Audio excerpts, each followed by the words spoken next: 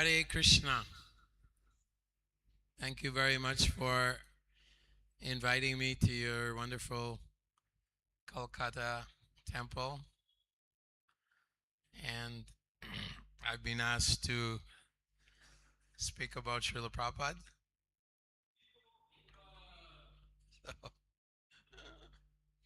So, of course, Śrīla Prabhupada is person Bhagavat, and we have the book Bhagavat. So he is the personification of Srimad Bhagavat.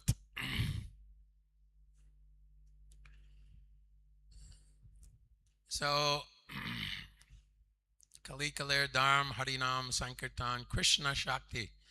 At the disappearance Mahotsav of Srila Prabhupada in 1977, November 14th. November 15th was the final festival and Prabhupada entering Samadhi. One Gaudiya Math Sannyasi was asked to speak and organize and help us because we were all very young men. Most of us had joined the movement either in the late 60s or in the 70s, so most of us were in our 20s, so we didn't know much about the whole festival for Srila Prabhupada. The first thing that this sannyasi, Gaudiya Math sannyasi, said was, Kali Kalir Dharm Harinam Sankirtan Krishna Shakti Vinanahi Tada Pravartan. That only one who is empowered by the Lord, who enters into the body of various devotees, can one spread this Krishna consciousness movement throughout the world. And he was also recognized by his god brothers as Shaktivesh Avatar. And we see also in the history that Chaitanya Mahaprabhu would enter into the body of Nishingananda Brahmachari or Nakula Brahmachari or Gauranga Mahaprabhu. He waited for Narottam Das to appear, and when he came near the Padma River, this golden form of Gauranga Mahaprabhu entered the body of Narottam Das Thakur. So these great personalities there, the Lord empowers them from within.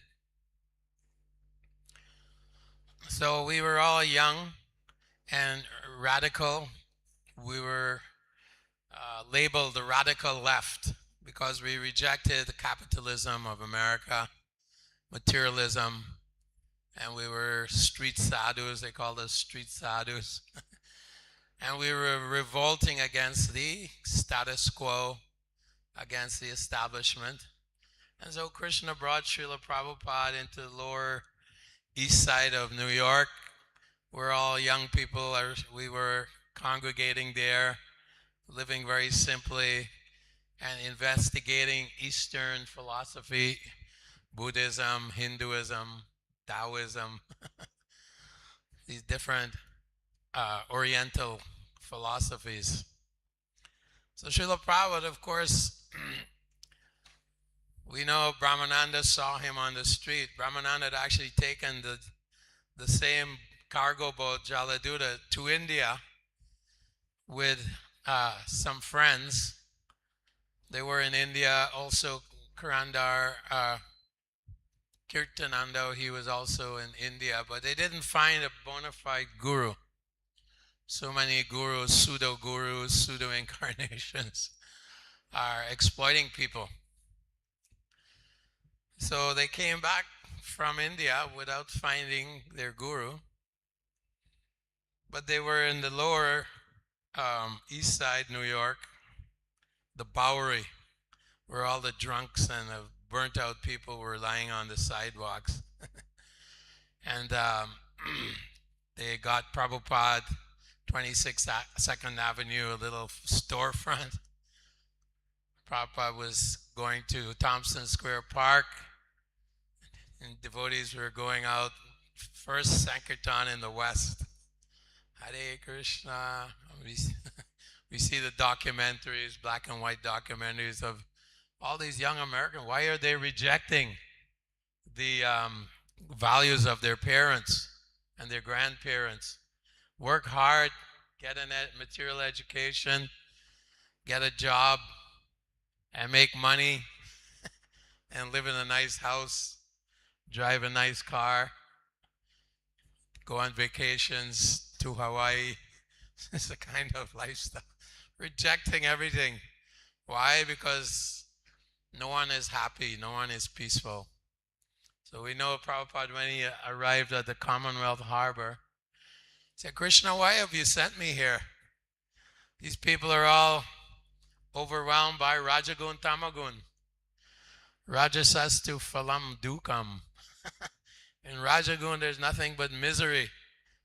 America is the stronghold, the stronghold of Rajagun Tamagun. Ado gachanti tamasa, people going into darkness, wasting their human form of life. Krishna, why did you send me here? I suppose, Krishna, you must have some job for me, some mission. So, okay.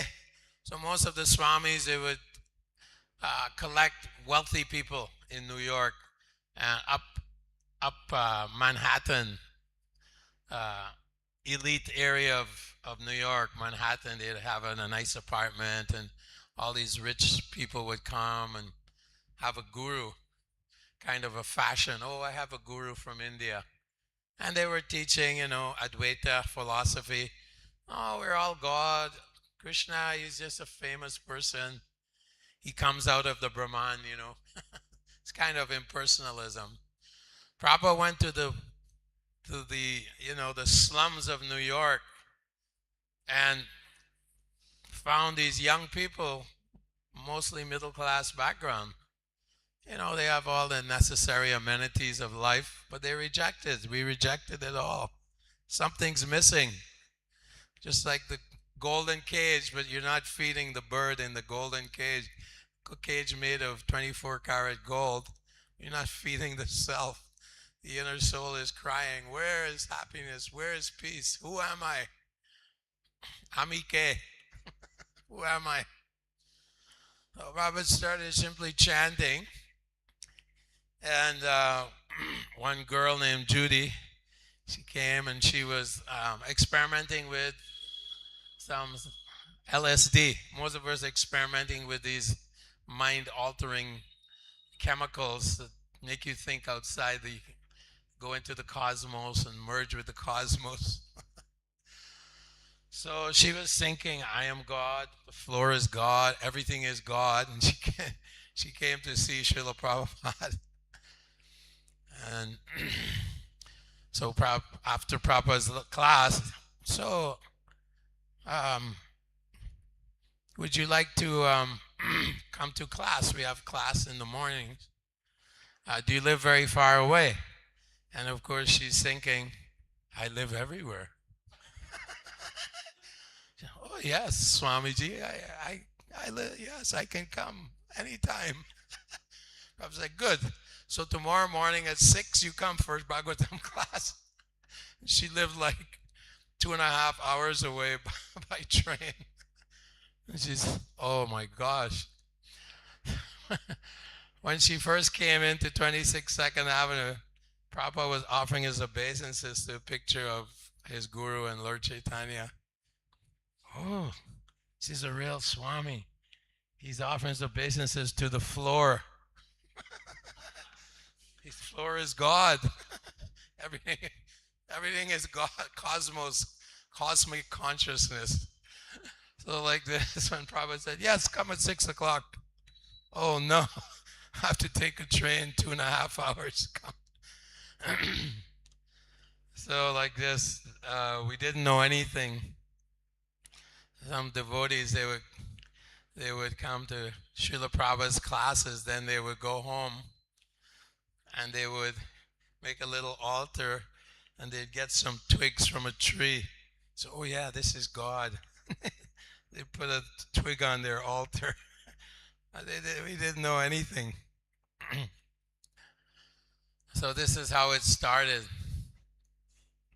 One time, Prabhupada started first New York, then second San Francisco. San Francisco was the the capital city of the hippie movement.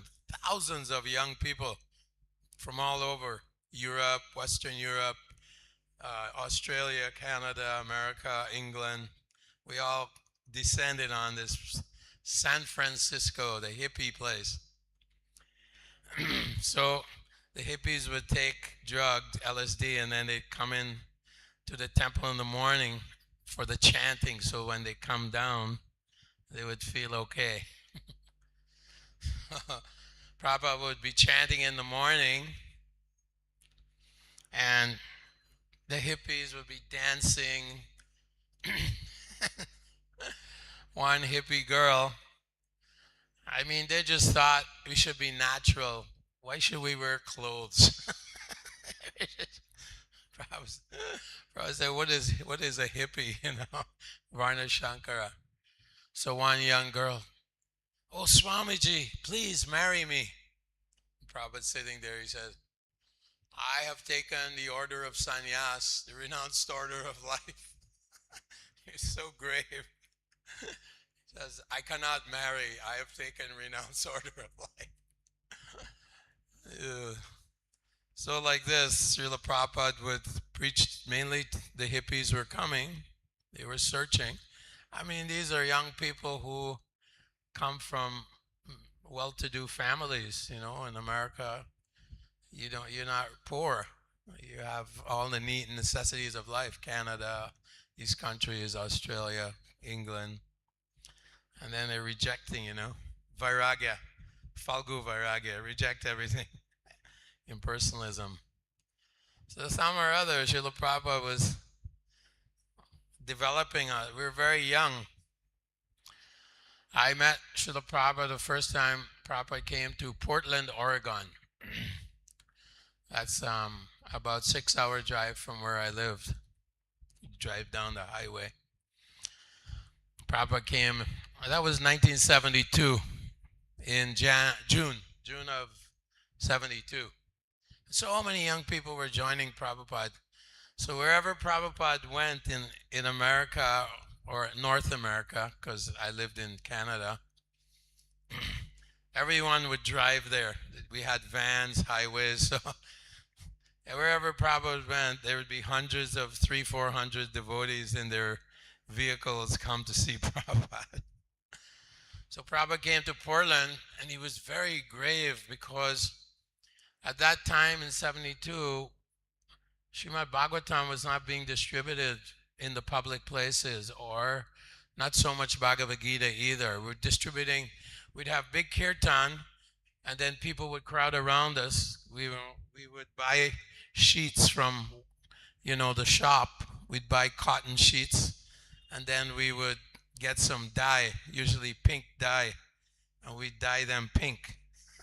So we were wearing these sheets, and people see us in the street in pink sheets and, some pink t-shirts, shaved heads, dancing.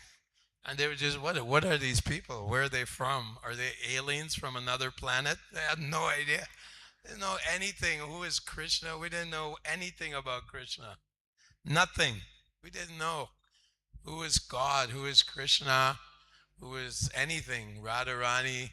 Nothing. We just knew that Prabhupada said, you chant this Hare Krishna mantra and you follow these principles and you'll get very happy, peaceful. And we knew about getting high from LSD, so chanting Hare Krishna. So Srila Prabhupada was looking at us at the airport in Portland. He's looking around, and devotee brought him nice prasadam. He took one piece of mango. Hare Krishna, distribute. And everyone's looking at Srila Prabhupada. I was 21. Some of us were 15 years old. People were looking for their children. Where's my daughter? 2 girls, they were from Montreal, which is 5,000 kilometers away. and they came to see Prabhupada. They were on a highway. You just put your thumb out like this and people give you a ride, you know. They came all the way to Portland. Yashomati Devi and her friend, they were 15 and 16 years old. The parents are, where are my daughters? Can you imagine, you know? This is how independent Westerners are. So Prabhupada said, you must distribute my big books, my Bhagavatam, my Bhagavad-Gītā. Bhakti Godhead is good, but if they get a big book, it'll go in their library and their relatives will read, someone will read. Like this, he said, most important. So we're thinking how to distribute big books about God, you know, to this public materialistic environment. People are mainly agnostic, mostly agnostic. So we're racking our brains how to do it. So that's the first time I met Srila Prabhupada. And we had a small house. We were renting a small house. In those days, we're just renting these small houses in downtown areas like this. Every morning, you know, we're young people, so everyone's in Maya. So we would go for japa after Mangal Arti, 5 o'clock in the morning. We're walking around the neighborhood. Hare Krishna, Krishna Krishna, Hare Hare. And people like getting disturbed. And people would come, hello, what are you doing? 300 devotees walking around the neighborhood, 5 in the morning. And these American people, what are you doing? Stop it. You're in Maya. You're not this body. You know you're not the body. You're spirit soul. And the police would come. We say, you're not a real Kshatriya. Mars Yudhisthira. You were just preaching. We had no idea. Real Kshatriyas, you know, they follow the instructions of Brahmins. You guys, you don't follow anything. We're preaching like this to people. Jai Jagannath, Baladev, Subhadra. Jai Jai, Shri Radha Govindaji, Shri Gauranga Mahaprabhu ki Jai. So this way, and because we're young, you know, we're taking over the world. That was our mentality. We're taking over the world. The police, you know, they didn't know what to do with us. So we decided, okay, we're going to go on Harinam. So 100 devotees went on Harinam downtown Portland. Prabhupada, yes, very good. So we're all chanting, and then people complain, usually Christians or Jewish. They're very like intimidated because we're from Christian or Jewish background, and we're becoming, from their perspective, why are they becoming Hindus? No, we're becoming transcendentalists. We're not Hindu or Christian. So they would phone the police and complain. I don't know, these people are brainwashed. They're jumping up and down on the street, chanting some strange tunes. So they arrested devotees. Somehow or other, I didn't go for that Harinam. So Prabhupada's giving Bhagavatam class. Where are all the devotees? Where are devotees? Prabhupada, they're in jail. Rascal government, rascal police. These are young religious boys. Why are they putting them in prison, in jail? Rascal. Like this he's speaking. At that time, Prabhupada was giving Srimad Bhagavatam class, first canto on Lord Krishna leaves Hastinapur, I think, describing Maharaj Yudhisthira. So Prabhupada was saying how Maharaj Yudhisthira was a great king, Raj Rishi, and how everything, Mother Nature was giving abundance, paying their taxes in abundance. The cows were very happy. They were irrigating the agricultural fields with their milk, fatty milk bags. Everything was very nice. He says, this is real government. So Prabhupada was speaking every day. kind of like political science, social science, blasting the politicians, scientists, always blasting intellectuals, philosophers. They're all rascals. So then probably we would go on morning walk with Prabhupada. Prabhupada would take morning walk in the park every morning. So, we're very shy. So the Prabhupada's sannyasis were in the front. He always had a couple of sannyasis. Pusta Krishna Maharaj was there. Satsrup Maharaj, some sannyasis, beginning devotee. The first batch of devotees, some of them took sannyas. Gargamuni, Brahmananda. So we were kind of in the back. We were young brahmacharis.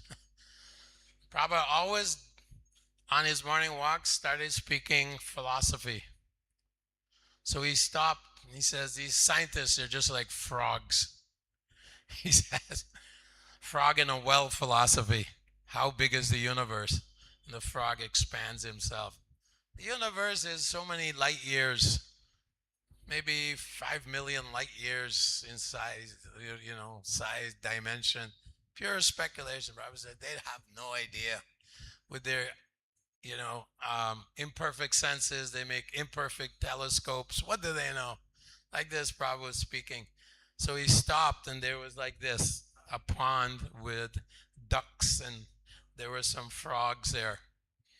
Prabhupada was asking devotees, so what is Mr. Frog saying today? So every time Prabhupada would ask these questions, devotees had to come up with answers. Prabhupada is saying that from chemicals you get life, that the chemicals they mix together by some spontaneous, you get life. And Prabhupada said, well, I'll give you a dead body. You give me life right now. I give you a body. Just died a second ago. You spark it back to life. They are bluffing. They are rascals. They're misguiding students, young people. Like that. Every day Prabhupada was blasting. Morning walks, Prabhupada would speak with Srila Damodar Maharaj, who was doing chemistry at the University of California, Irvine. PhD, chemistry. So Prabhupada was encouraging us that the academics, the professors and scientists, they are indoctrinating all the young minds into atheism, the doctrine of atheism, which is, as they say, old wine in new bottles. This has been going on for centuries, the Jaiminis, the Karma Mimamshas, the Kapila, atheistic Kapila, the absolute truth is just matter. All these, it's been going on for millennia, atheism against theism. So there was one professor from UCLA Berkeley, his name was Judah. Stilson Judah. Very nice man. He was the head of theology at Berkeley University, very big university in California. And he was amazed by Śrīla Prabhupada. He was so amazed. Like he would come every day on the morning walks with Prabhupada. Prabhupada would say, the Bible says, thou shalt not kill. People say they're religious, but they're not following the basic rules of religion. Thou shalt not kill. And Stilson Judah would agree, yes, Prabhupada, yes, we're not following the teachings of the acharyas, the Messiah, whoever, like this. And he was very impacted by Śrīla Prabhupada. So a few years ago in Los Angeles, one lady came up and she was buying a Bhagavad-Gītā. Devotees, they go in the streets like here and they distribute Bhagavad-Gītā. And she was looking at the Gita and her friend said, oh no, Hare Krishna, brainwash. And she saw not only Srila Prabhupada on the book, on the back of the book, but she saw Stilson Judah gives a recommendation, a eulogy of Srila Prabhupada's writings. And so her friend was, come on, let's go. So her friend dragged her away, and the devotee, brahmachari, didn't sell. So later on, she came back by herself, and she said, I know this professor still Sanjuda. I was the best friend of his daughter, and I used to play in his house in California, in Berkeley. And he had an altar downstairs, very religious man. And on his altar, he had Jesus, and he had Jesus' mother and father, Joseph and Mary. And next to Jesus, he had a photograph on his altar. He had a photograph of this person, Bhaktivedanta Swami Prabhupada. So he was actually worshiping Śrīla Prabhupāda as his guru, as well as Jesus. So that's how much impact. This is top theologist in America. And then another person, Harvey Cox from Harvard. We met him a few times, and he was the chief advisor on religion to the President of the United States, Ronald Reagan. So many swamis were coming to America, and people were becoming very disillusioned or disappointed or misguided by these swamis. Most of them were involved in scandals, money scandals, so many scandals. So the American government, they actually threw some of them out, like Osho. He was kicked out of America. He was a billionaire selling his false doctrines. So then the President of America contacted Harvey Cox, who had met Srila Prabhupada many times. And he said, what about this Bhaktivedanta Swami? And of course, Harvey Cox had visited the temple in Boston, New York, and he was very impressed with the devotees. They were actually practicing very strictly Sanatana Dharma. So when the president contacted Harvey Cox and asked him, what about this Bhaktivedanta Swami? Harvey Cox said, he's one in thousands, perhaps one in millions. He's a great, authentic representative of the Hindu religion. So Prabhupada got, 5-star recommendation to the President of the USA. So Srila Prabhupada was very great, very powerful. He was influencing all these top scholars and so on. And we were just young devotees.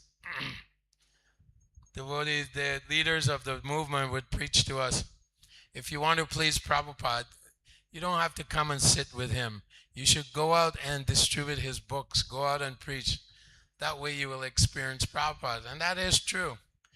Vani is more important than Vapu.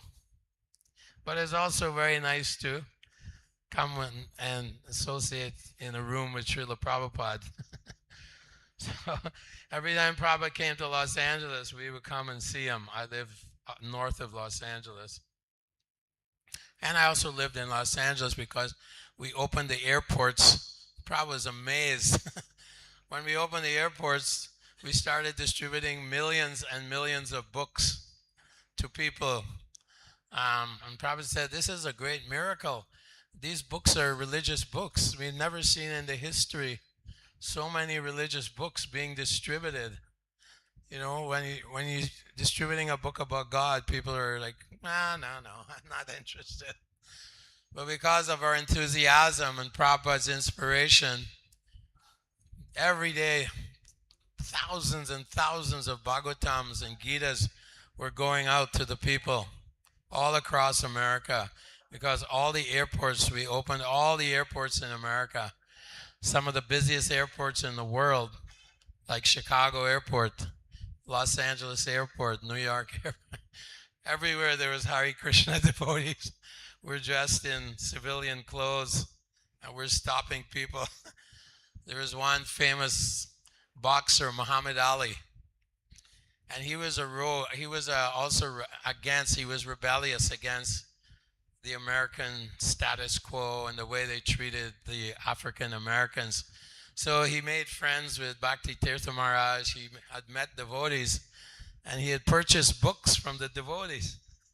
So he had a training camp in Chicago, and every time he came in the airport, the hey, Champ, we call him Champ. Hey, Champ, how you doing? He'd say, oh, great, I'm reading Bhagavatam. And so he would always purchase a book and give devotees donation. And the Christians, they used to go there and try to stop us. They would come up to people and say, don't buy, don't buy. It's a Hare Krishna cult. Or sometimes they would come behind us and with their briefcase, because they were usually businessmen in the airport, they would slam devotees in the back of the head, like this, keep going. So this is not like India, It was like a war, and we were, probably say we were on the front lines. So they came to Muhammad Ali. He had rejected his Christian name and adopted Islam. Said, don't buy the book, don't buy the book. And Muhammad turns around to them and said, who do you think you are? I'm the champ. He says, you don't even know who you are. Do you know who you are? And he started preaching second chapter Bhagavad-Gītā. He said, your body is going to die, get old and die. You don't even know who you are. You call yourself Christian. And he said, anyway, I made $30 million last year. How much did you make? Just shut up. And like this, his whole training camp was covered with Śrīla Prabhupāda's books. And he always gave, always supported devotees. And then he was friends with Bhakti Tirtha Maharaj, African American Vaishnava. So that was quite humorous. And Srila Prabhupada came to Chicago, and we were distributing books in the airport. And our leading book distributor, his name was Tripurari. And every day he would do, like in those days, 30, 40 Bhagavatams every day. That was huge. Going and selling 30, 40, 50, 60 Bhagavatam, $300-400 worth of books. So Prabhupada said, Tripurari, you inspire all the devotees. So you go to Airport Authority in Chicago. The name of the Chicago airport was O'Hara Airport. There was a man, he was the mayor, and his name was O'Hara. He's Irish. So O'Hara Airport, Chicago O'Hara Airport. So Prabhupada told Tripurari, you go to the authority and you ask them, can we make the name O'Hare Krishna Airport? You go and ask them. So Tripurari goes in, dressed like a devotee. And he goes in this huge office, so many bureaucrats and management. So where's the head manager? Oh, he's in the back. So Tripurari goes to the back, says, my spiritual master has requested that you change the name O'Hara to O'Hare Krishna Airport. We want to make an official request. Can you please do it? The man's looking at Tripurari, dressed in a pink sheet, So he's just smiling. He said, oh, yes, of course, we'll consider. So at least he tried. He said, yes, Prabhupada, I asked the top management. Prabhupada said, yes, very good. This is Krishna's airport. Like this, Śrīla Prabhupada was just a great Senapati, fearless. So many great scholars would come in Los Angeles to see Prabhupada. And so they're sitting there, and Srila Prabhupada is very happy, he's very proud. So many young Americans are joining his movement. Every day people are joining in America, every day. Just a phenomenon. And of course, the materialistic media, oh no, don't join Hare Krishna. So the CNN, right, all these big companies, don't know Hare Krishna. They're just bothering people, So, the propaganda machine was against us. But these great scholars were quite amazed that these young people who were so rebellious, taking drugs and doing all nonsense, basically, all breaking the regulations. How you made them into brahmachari? It's a great miracle. You made them brahmachari, then sannyas. How is this possible? We can't get them to come to our church and synagogue. So they were sitting with Prabhupada, and Prabhupada saying, yes, they're promoting atheism. It's a godless society. Rascals. They're just rascals. And he's speaking to these highly placed intellectuals from universities, professors, scientists, coming to see Prabhupada. So one foolish scientist, professor, big man, put his hand up. But Swamiji, isn't it a little bit harsh to say rascals and fools? Can't you use some more gentle language, We're all gentlemen, Prabhupada said, fools and rascals, that covers everything. That includes everything. Like this. So we know that one time in his life, Prabhupada was a pharmaceutical business. He had pharmaceutical business in Prayag, Benares. So one of his leading devotees, Shyamasundar, he was actually selling LSD and he got caught. So he was convicted and he had to go to prison in Seattle. So he had to go to prison. I think he got 2 years for selling LSD. So he came to Prabhupada and he said, Śrīla Prabhupāda, unfortunately, and he was one of the main assistants of Prabhupada, main preachers. He preached to the Beatles. I have to go to prison for 2 years. Why? Prabhupada, I was selling drugs, before I joined the movement. Prabhupada said, oh, I also was selling drugs in India.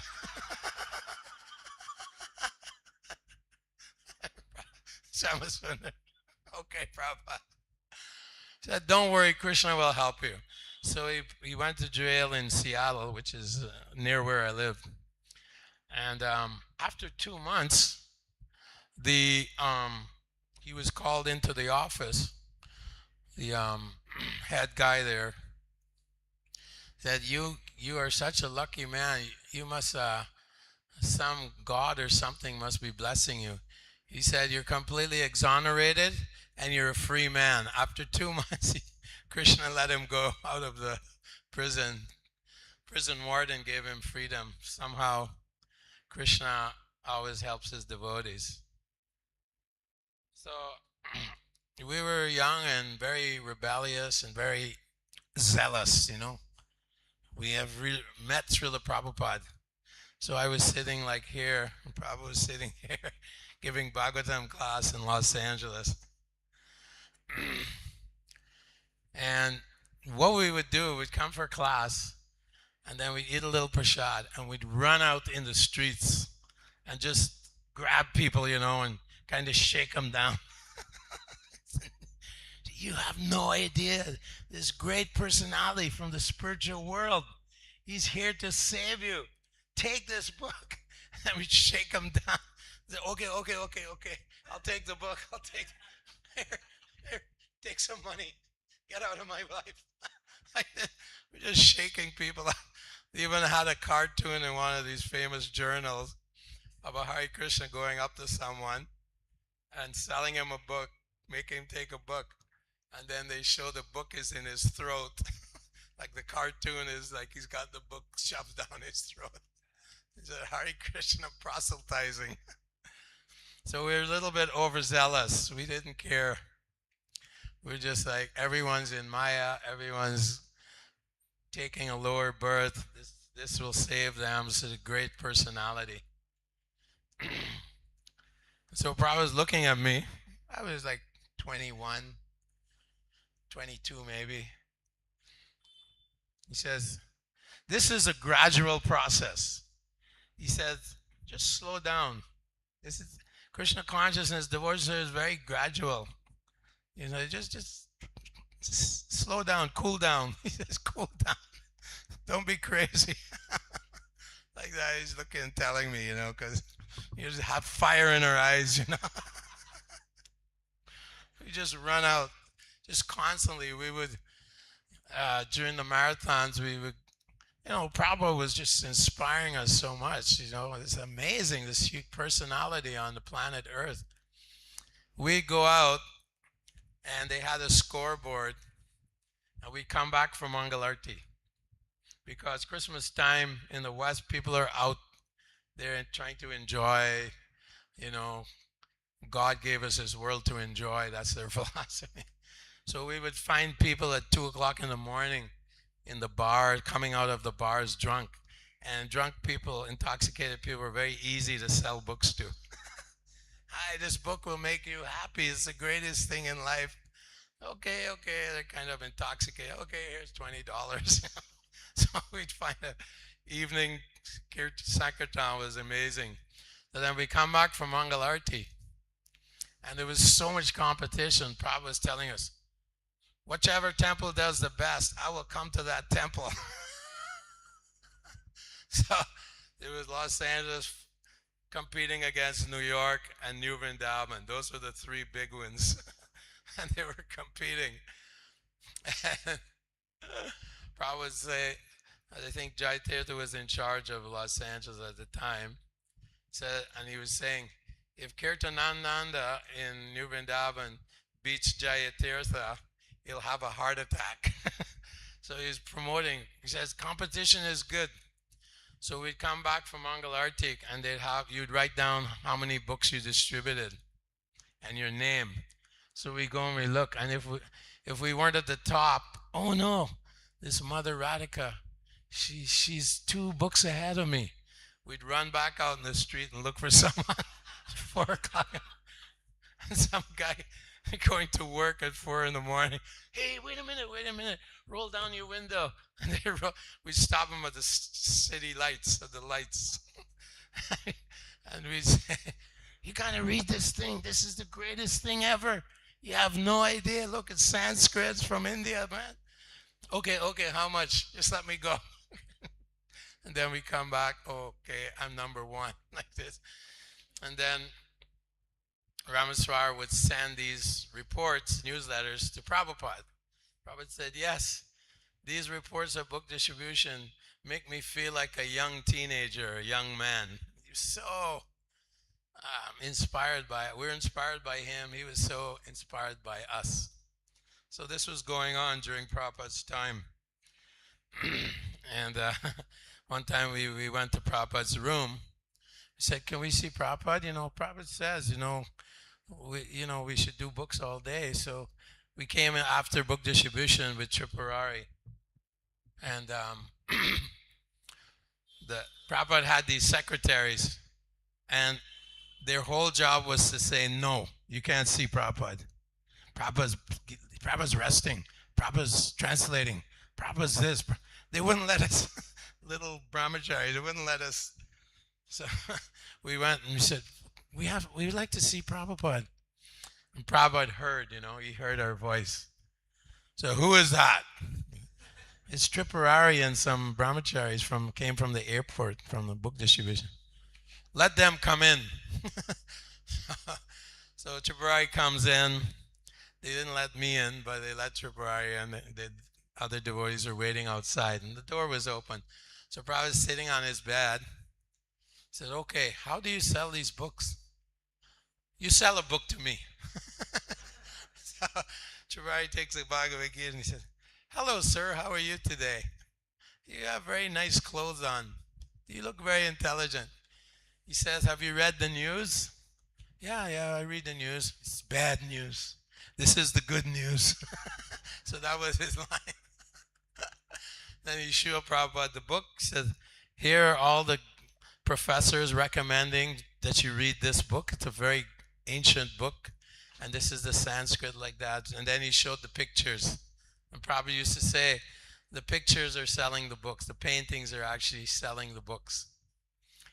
So then Prabhupada said, oh, and then Shivrai said, yes, it's for a donation. Can you give a donation? Prabhupada said, yes, I can give. Then Prabhupada said, let me sell you the book back. So then Prabhupada took the Bhagavad-Gītā He said, "Hello, how are you? What's your name?" "Oh, Mr. Tripurari."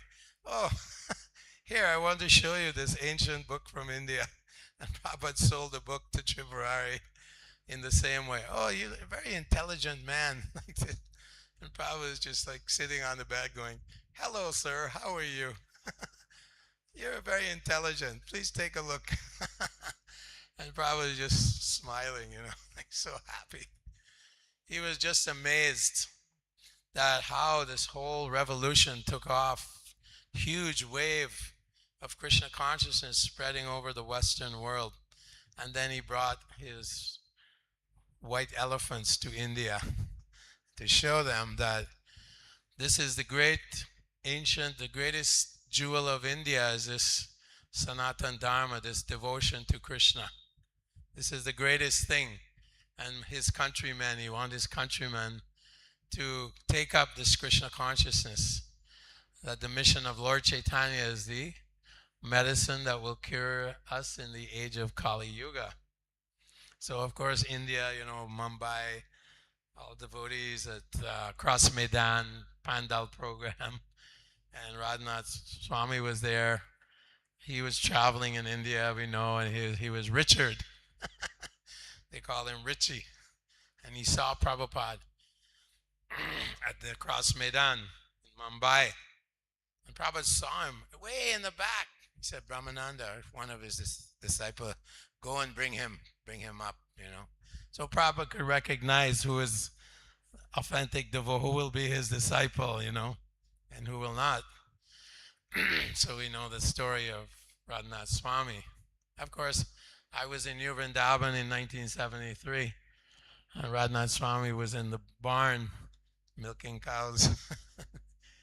And he would tell me, this movement is going to go. This is the movement of the 6 Goswamis, and just see these pictures of how these 6 Goswamis from Goloka Vrindavan were empowered, and that they empowered all the acharyas and Gauranga Mahaprabhu, and all this realization how this movement is the golden age for Kali Yuga and so on. So at that time I was just little brahmachari traveling around with this training book, and Maharaj was in the barn milking cows and so on. We're all very, very young, and just learning. We just knew Śrīla Prabhupada was the great, Pied Piper, the great crusader to save this world, save the entire planet from this horrible Kali Yuga. So this was Śrīla Prabhupada inspiring, he said, "My dear young boys and girls of America, thank you so much for distributing my books, for spreading this movement. In I think 3 weeks or 2 weeks in 1972 or 3, during Christmas time, we distributed over 1 million books in America." Prabhupada said, "This is amazing." He said, "My Bhakti Siddhanta Saraswati Thakur, my spiritual master, will come down from the spiritual world and take you back home, back to Godhead." Yeah. So this is the greatness of such a great personality, predicted by Bhaktivinoda Thakur, great Senapati, who took the real, true, authentic message of God to the whole world. So very great to be in his presence. It was like when you're sitting in a temple room with Srila Prabhupada, the whole place felt like someone's going around with a big vacuum cleaner and cleaning the whole ether, from all the sinful reactions. Everywhere he went, the place felt so purified wherever he was, And therefore, that verse, Vidura, is like a place of pilgrimage. So the great acharyas, they go and they purify wherever. Probably just purify the whole New Dwarka temple in Los Angeles. You could feel the difference, Someone came and just scrubbed away all the sinful reactions of these places. So Prabhupada came into the Los Angeles temple after a program, and Rukmini Dwarkadish, they were like the standard for deity worship at that time. Los Angeles was the center of ISKCON at that time, not Mayapur, not yet. It was still early. Prabhupada came into the temple room and he took Ketan Darshan of Rukmini Dwarkadish. He said, "Who has dressed these deities?" Prabhupada, Srimati Mataji and another Mataji, I forgot her name. They had dressed the deities. Prabhupada looked at Rukmini Dwarkadish, so beautifully dressed. He said, "Yes, they will go back to Godhead in one lifetime." So he had great love for his disciples, and he blessed us. You simply follow these basic rules. You chant the holy name with great sincerity. He said, "I give my guarantee." He said, "I'll stamp my guarantee on your forehead. Guaranteed you'll go back to Goloka Vrindavan." This is the mercy of Lord Chaitanya, of course, and Śrīla Prabhupāda. And so he was so grateful. When he looked at us, he was so grateful, like these young kids, just doing anything. We did anything for Prabhupada, We would jump off a building if Prabhupada said, jump. We do anything for Prabhupada. That's how we were. Just, go out there and give Śrīla Prabhupada to everyone. That was our whole thing. And when you're 20 years old, 21, you have a lot of energy, a lot of fire. And Prabhupada's just kind of directing, he was channeling our fire into spreading Krishna consciousness. We were a little crazy. We were kind of crazy. We didn't really know anything about the Dharma, Sanatana Dharma, and Krishna consciousness. We were very aggressive also. Many times we were very aggressive spreading his movement. Right, one devotee, he didn't like Bhukta Shibusha, and he complained to Prabhupada. Prabhupada, some of these devotees, they're using like dishonesty to sell the books, or they're overly aggressive, people complain. And Prabhupada said, "Oh, you're a big moralist like Maharaj Yudhisthira." He said, Krishna told Maharaj Yudhisthira, "You tell a lie, asvatam margya." "Oh no, I cannot tell a lie." So they had to kill the elephant asvatam, right? So Prabhupada used that analogy. He said, "You're like Maharaj Yudhisthira, a big moralist, but you don't want to distribute my books. That's what your problem is." So, so Prabhupada said, when you're selling something, you have to use some technique, some psychology. We used to say, "Oh, this book is about yoga." Of course, it's about yoga, but what they're thinking is, "Oh, I can go and do some, press my nose, make myself like."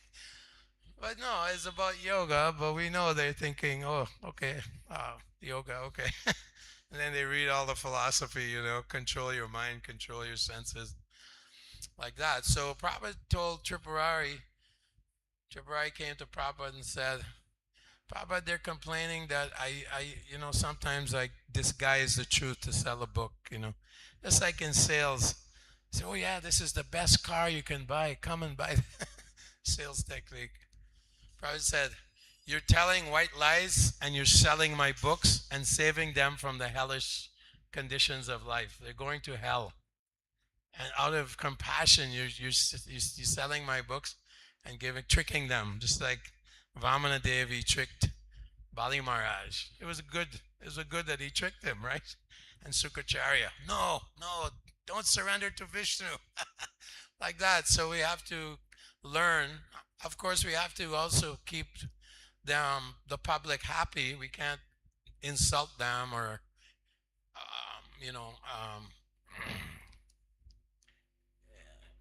offend them. But at the same time, Prabhupada said, "You're telling white lies and saving them from hellish planet. If they touch my books, their lives will become perfect." That's what he said. all these, so many great people, famous people got Prabhupada's book. I was selling books to movie stars, you know. One man, very famous singer, he met devotees at Chicago airport, and they said, "Oh, read this book." And he said, "No, I have books by your spiritual master." He was Christian and very famous. "I have books by your spiritual master. He's a great person. He's a great saint."